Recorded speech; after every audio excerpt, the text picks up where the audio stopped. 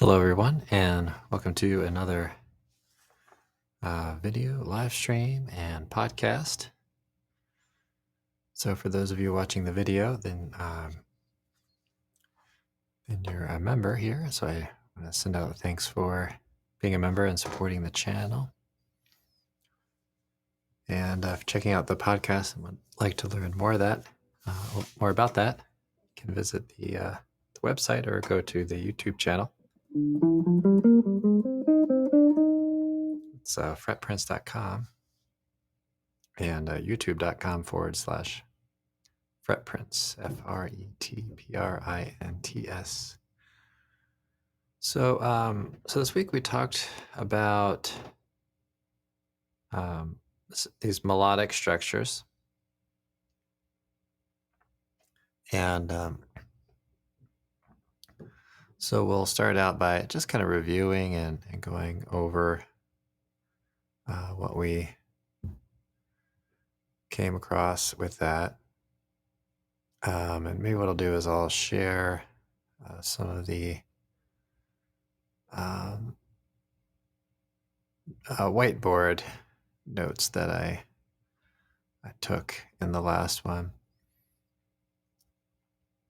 where we went over a little bit of the kind of the theory background of it, but I'll just not get into all that, but go into a little bit of the melodic structures here themselves. And like we talked about earlier this week, this is really helpful for playing any sort of chord changes, but in particular, anything that's sort of a difficult chord change.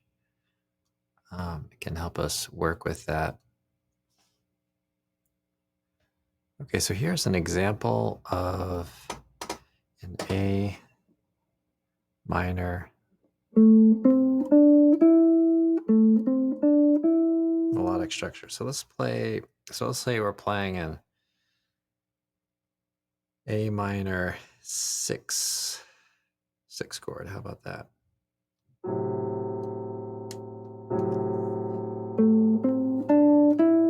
So you can hear how that fits over there. So these three notes are part of the triad. So those are all going to fit very closely. Okay, and then this one's a little bit outside of that sound. So okay, and then of course we could play different inversions of that. So let's hear what that sounds like.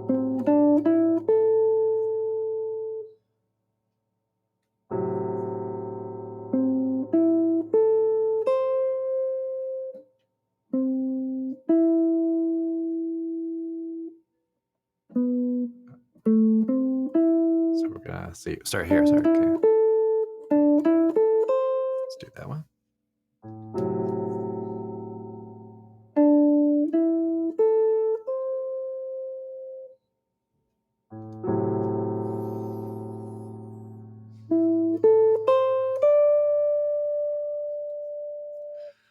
Okay, and then we can do these different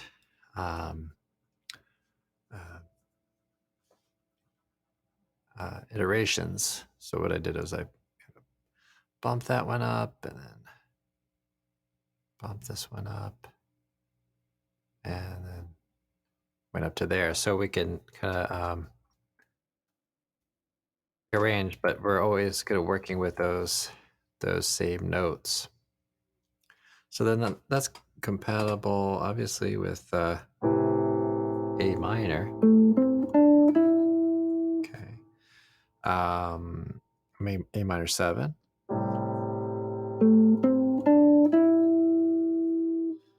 A minor major 7. Okay, right, because it doesn't have a 6 or 7 or a major 7 or flat 6 or anything like that. So so all those sounds this is going to be kind of compatible with, and I'm thinking if we continue talking about this topic next week, we might go over into playing some of these on different kind of sounds. So you could have, let's say, this A minor kind of melodic structure, and use that on like an F major 7 or something like that, or an F 6 9 kind of sound. Okay, and then of course, transposing this to different locations, and it wouldn't be even necessarily limited to that. There are a lot of things that we could do. We could put this over, let's say D7.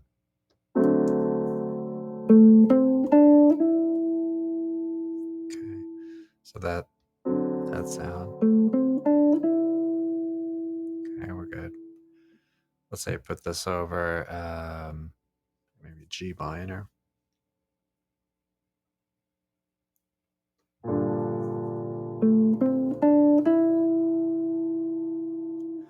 So it's interesting, right? Because before when we were looking at A minor, the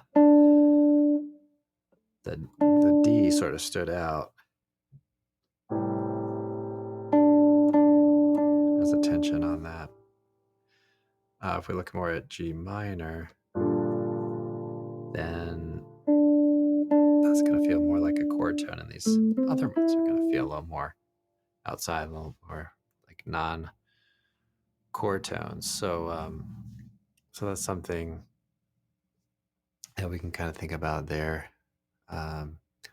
too.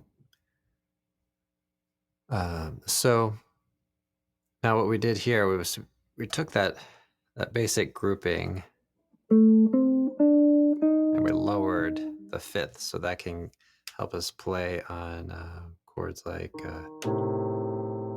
the A minor 7 or A diminished.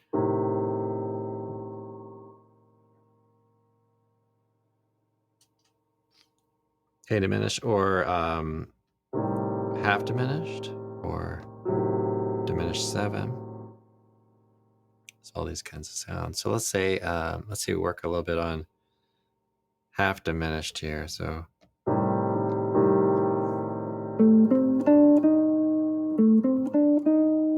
that fits there. Fully diminished. Okay.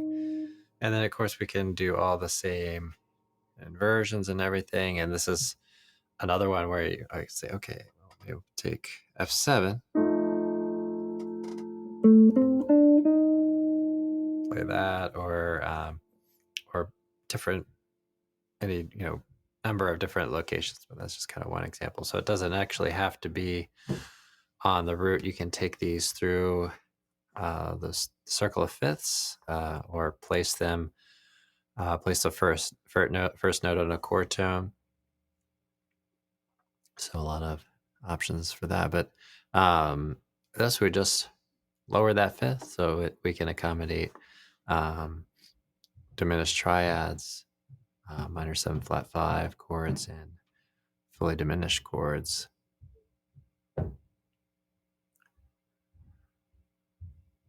Okay, and then so another thing we talked about, we took this grouping of notes. Okay, and then we use the bottom kind of half of those for the minor melodic structure, and then took the upper for the major melodic structure. So just like the minor melodic structure, here we don't have a seventh in this chord. We have, let's take a triad here, like a C major triad. So you can see we have, or here, that we have the C major triad, and then we have the note in between the third and the root. So we have a kind of add 9 sort of sound. So since that doesn't have any um, 6 or 7, that's going to be compatible. Oops. That's going to be compatible with any C6 chord. Be compatible with C dominant 7.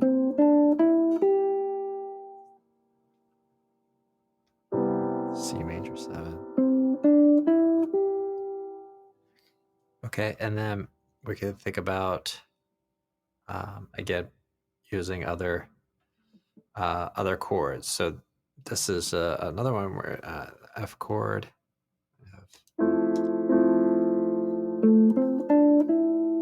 Okay, so it's rootless, but we're using that same melodic structure, so that would be a spot to use for that. A B flat, get a little more outside. B flat major triad.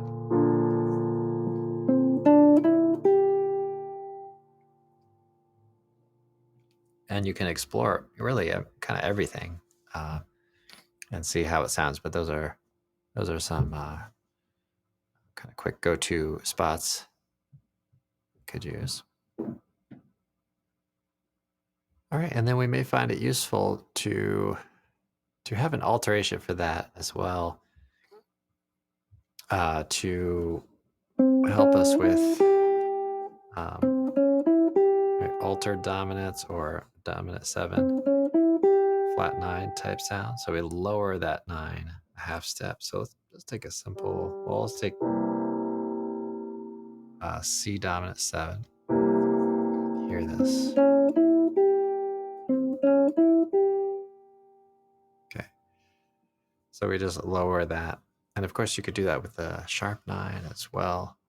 And we can even move this one around too. All right. So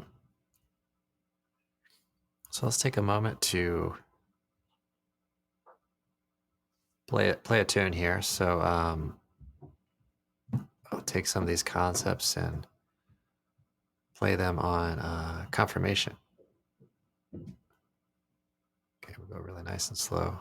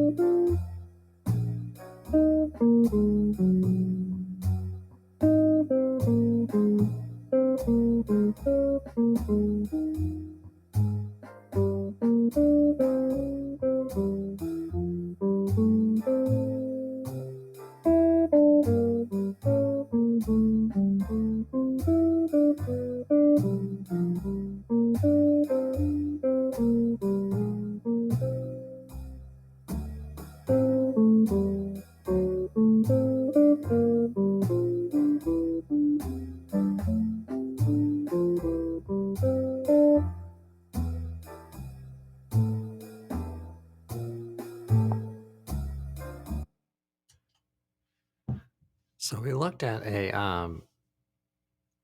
John Coltrane solo earlier this week, and so we found a few melodic structures. So let's talk about how you could take it from sort of practice sounding sort of thing, and maybe move it into more of um, a soloing sort of sound, a little more natural. So we can mix in all sorts of things, arpeggios, of course, having the melodic structures. We can have bebop scales, guide tones, pentatonics, regular 7-note scales. So let's look at that a little bit and just get a sense for what that sounds. Again, I'm playing along here with iReal Pro. I'll take it up a little bit tempo-wise.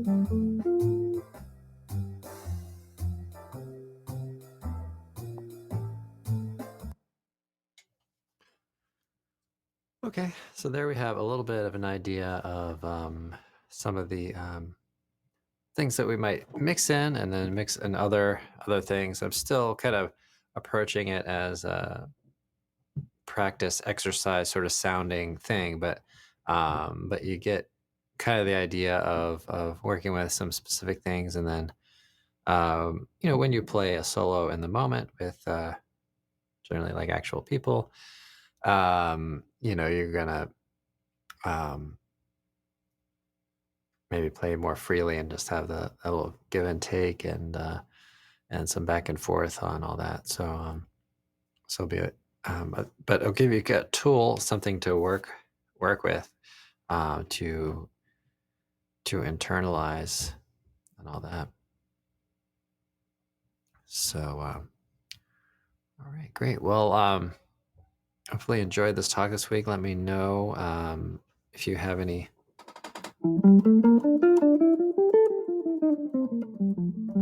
things you'd really like to hear about. But I'll play around for a moment or two.